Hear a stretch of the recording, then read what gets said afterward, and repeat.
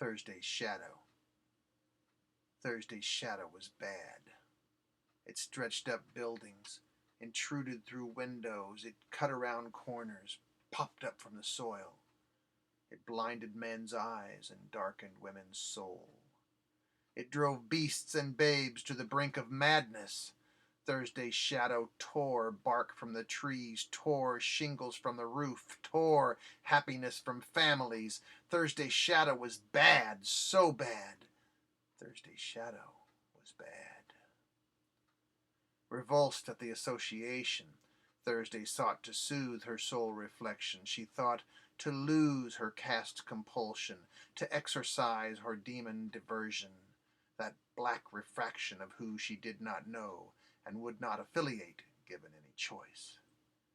It was the peculiar angle of the sun that struck her so deciduously and cast its fickle rays on earth and found curious currents around Thursday, therefore granting the cosmic blink to the ink of black and bad at her back. Too sad that Thursday's shadow was bad. So bad. Thursday's shadow was bad. Seeking redemption sans repentance or retribution, Thursday ran en route to the wise man that society had placed so deliberately on the outskirts of town, past the cemetery, under the bridge, beyond the view of the city fathers. She raced to him as one possessed. That is, she fled, and her shadow resisted. She found him sitting piously. That's how she knew he was wise.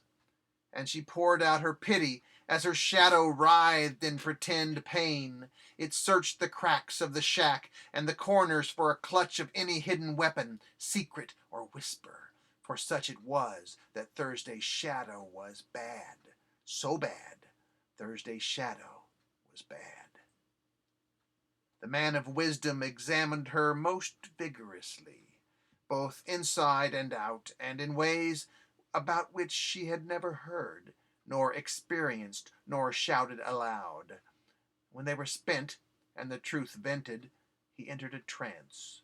She danced to the flicker of a candle flame, the shade split and corrupted upon the walls. Well and still, he opened his eyes and saw and spoke a beam of truth. He scared and shattered her to the core, for that was his intent, to explore and pour out more doubt. He said with conviction that the shadow came to him seeking cover.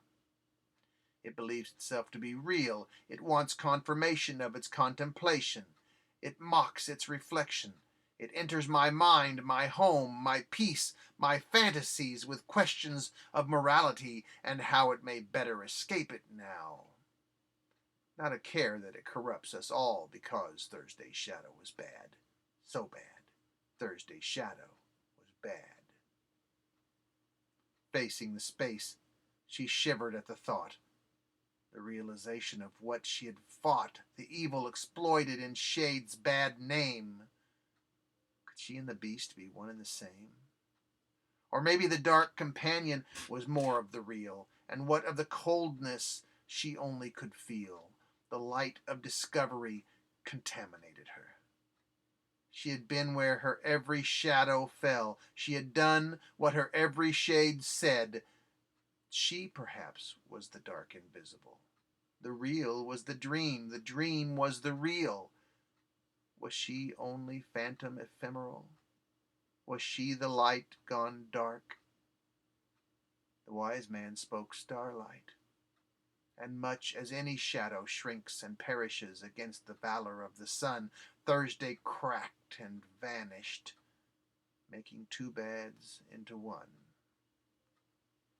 Her smoke twin stayed behind her, finding solace in cracks and fissures, traveling nightly past one Thursday into the next, bleeding and breeding from a daily feeding, pressing across the entirety of man, being bad. So bad, so very, very